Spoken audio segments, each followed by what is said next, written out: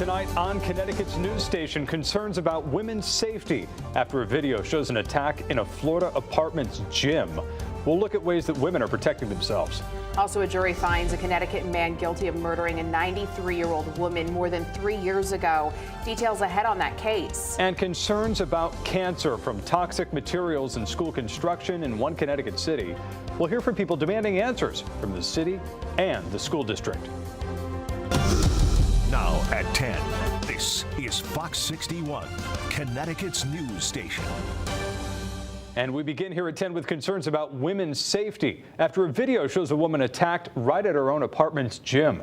Good evening, I'm Ben Goldman. And I'm Sarah Sanchez. Thanks for joining us. That attack in a viral video happened in Tampa, Florida, but it's serving as a reminder about the dangers women face every day. Fox 61's Gabby Molina joins us in studio tonight. She visited an all-women self-defense class. Gabby, what'd you learn? Well, Ben and Sarah, fortunately, the woman in that video is okay first and foremost, and she was able to fight off her attacker. And the woman that I spoke to tonight said that that is exactly what they want to be able to do if they were to ever find themselves in a similar situation. Surveillance video from a Tampa, Florida apartment complex shows the terrifying moments a man approaches a woman in the gym and grabs her. But she fights back and doesn't give up until she's able to get away. I did see the video. I was so proud of that woman. She fought. She fought back. I mean, she was striking. Even when she got to the ground, she was holding. I was pretty impressed. It's exactly what Tracy DiGiovancarlo teaches her students to do. You take it out, you take it out. It's still here, it's still here. Now look.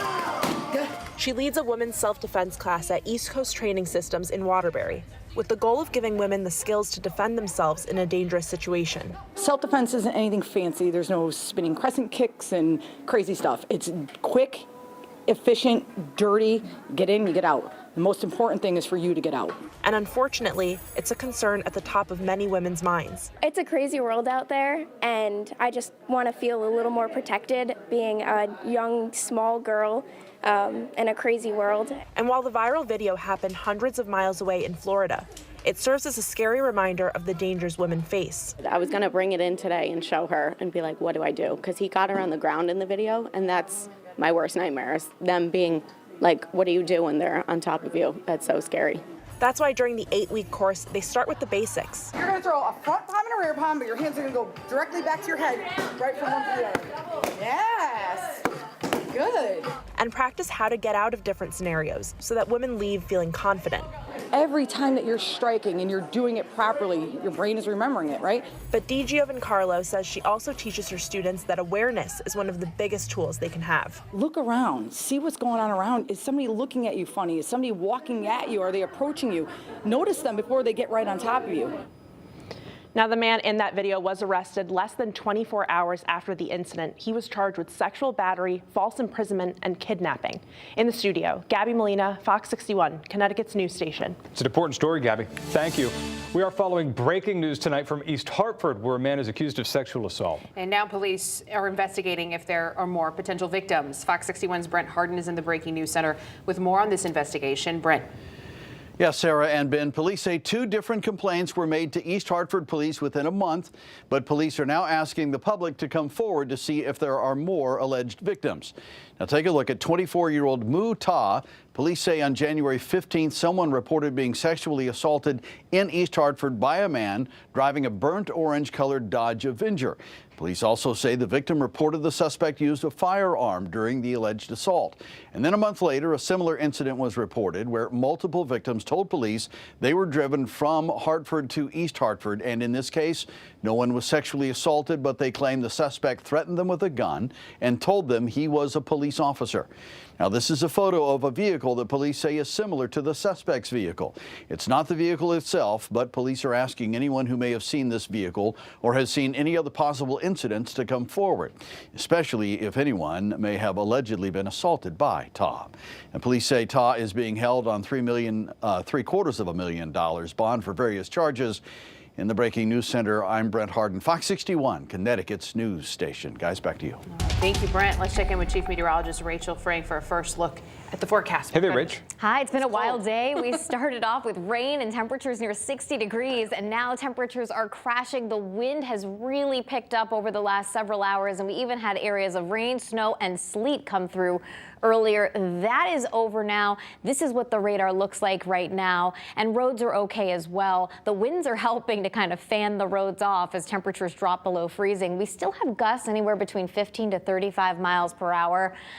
I was outside a little while ago. It feels like they're stronger than that. It kind of takes your breath away, but I think it's also that combination of the wind plus such cooler temperatures than we've become accustomed to for the last week or so, most of this winter. It's really kind of a shock to the system. So feeling like winter again outside for the first time in a while. 33 in Hartford, 34 the current temperature for the New Haven area, and wind chills are in the teens to right around 20 degrees. Heading through the overnight hours, we'll see temperatures drop back into the low 20s, and I think the wind will start to diminish a little bit too as we head through the next several hours or so, and especially as we head towards daybreak. It's still a little bit brisk out there to begin the day, certainly chilly, wind chills beginning in the teens. We climb into the low 40s by afternoon for a change of pace, but lots of sunshine and a rebound for the second half of the weekend. Your full forecast coming up. Thank you, Rachel. New at 10 tonight, an East Hartford man is facing charges in a deadly crash nearly a year later. State police say it happened on I-84 westbound near the intersection of Route 2 West back on March 13th. 21-year-old Alanis Roche Suarez was killed in that crash. Two of her passengers did suffer injuries. 24-year-old Ricardo Figueroa turned himself into state police on Thursday.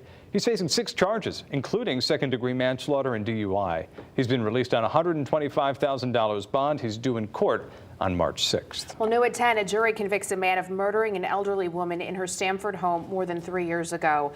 Robert Simmons was found guilty of 4 charges, including murder and home invasion. Investigators say he killed 93-year-old Isabella Maynor back in September of 2019. Her daughter testified in court, saying she found her mother at the bottom of her stairs that night. Video evidence in the area led police to Simmons, and he was arrested 2 days later. Investigators say Simmons had performed drain work for Maynor in the past. Simmons is scheduled to be sentenced in April. A New Britain man is facing nearly 3 dozen charges after being accused of burglaries in 13 cities and towns all across the state. Middletown police arrested 23-year-old Luis Del Valle on Wednesday. Investigators say that he was part of a group committing burglaries since the spring of 2020. Del Valle is also accused of stealing a vehicle used in an attempted ATM theft during an armed carjacking in West Hartford back in June of 2021. He's being held on $500,000 bond. A follow-up now on breaking news we first brought you last night on the Fox 61 News at 10. Police have arrested a man accused of stabbing a woman in Manchester. Damian Davis of Hartford is facing 5 charges, including home invasion and first-degree assault. Police say a woman in her home was stabbed several times in the stomach. She was taken to the hospital for surgery. There's no update on her condition tonight. Davis is being held on $1 million bond. New details tonight in the case of 3 people found dead in their home in Brooklyn. The man who died has been identified tonight. State police say that Jose Perez was found dead with Lurie Pizarro and her 3-year-old son Emmanuel. Lurie and Emmanuel's deaths have been ruled as homicides. State police say the troopers are still investigating. New Haven police investigate a shooting near Washington Avenue and Spring Street. Officers say they found a 37-year-old man with gunshot wounds there this morning. He was taken to the hospital where he's in serious condition. No word on any suspect or any arrests. The U.S. Postal Service is asking for your help. They're looking for whoever robbed a mail carrier in Waterbury back in September. The USPS released this photo of the car believed to be connected to the robbery. Take a look. The car was seen September 30th around 2 p.m. on Bradley Avenue. The USPS is offering a $50,000 reward for information leading to an arrest. Well, tonight, several activists in Hartford say that there's a connection between toxic school construction materials and a wave of people being diagnosed with cancer. Residents are now asking the city and the school district to reveal what they knew and when they knew about it. Fox 61's Matt Caron investigates. Well, the group Black Lives Matter 860 is spearheading this effort to inform former students, faculty, and staff of certain Hartford public schools that they should get checked by their doctors after possibly being exposed to what are called polychlorinated biphenyls, or more commonly called PCBs. everyone should be concerned. It's happening to a lot of us that are under 40. Fox 61 investigated and discovered in 2015 the city of Hartford sued chemical company Monsanto for the cost to remove PCBs from the Clark Elementary School. The common link has turned out to be their elementary schools. That same year, the Department of Health publicly acknowledged the issue, but said tests were way below a level that could cause health problems, putting out this chart saying the dose was barely higher than what you'd ingest from eating canned tuna twice a week. You can't sue them and say that, this caused cancer or this can cause cancer and then tell people don't get screened. Fast forward to now. I was diagnosed with triple-negative breast cancer in September of 2021. LaToya Coombs worked at the Clark School and was a student at Annie Fisher, another elementary school that may have contained PCBs before its renovation in 2010. Coombs says she didn't think much about her diagnosis until All of a sudden, after I was diagnosed, and one other classmate, then the next one, and we all graduated at the same time. And we thought that was kind of weird. In a statement, the Hartford Public Schools told Fox 61 in part, "We are guided by the appropriate state and federal agencies to establish and maintain a compliant approach for the management of potential PCB materials in our buildings." According to the Environmental Protection Agency, PCBs were commonly found in construction materials like insulation, paint, caulk, and flooring before they were made illegal in 1979. And not only is BLM 860 asking anybody who may have been exposed to go get a health screening, but they're calling on city and school officials to pay for it, along with any retroactive medical bills. BLM 860 is also asking anyone who believes they may have been exposed to fill out a health survey, which you can find on our website, fox61.com. Reporting in Hartford, Matt Caron, Fox 61, Connecticut's news station. Well, new at 10, 3 new stores are preparing to open at the West Farms Mall. West Farms says Intimissimi, I believe that's how it's pronounced, it's an Italian lingerie shop, will open up as a boutique this spring. Sneaker City will also move in this spring. It's known for selling hard-to-find sneakers and streetwear.